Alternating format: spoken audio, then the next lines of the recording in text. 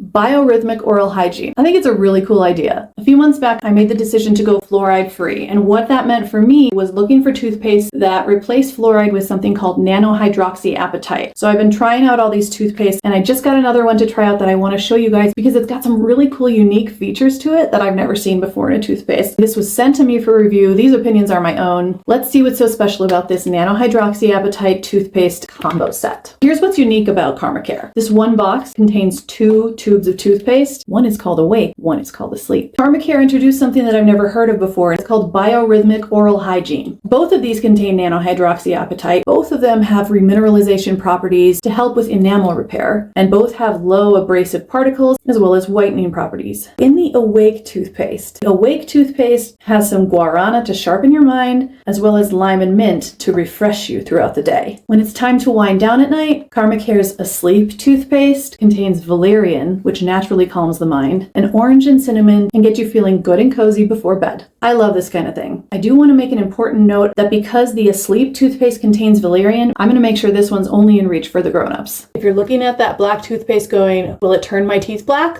Yeah, it sure will. What's cool is that when you rinse your teeth, they be looking extra white. Good news, I gave my toothbrush a good rinse and it came out looking pretty much as clean as when I started. But I think with a few more seconds of water blast, that would come right out. One of the other things I've been experimenting with is toothpaste that are outside of the standard mint. And I actually really love it. If you've ditched fluoride or you're thinking about it and you want to try out an option with nanohydroxyapatite, this is a cool one I'd put in my shopping cart.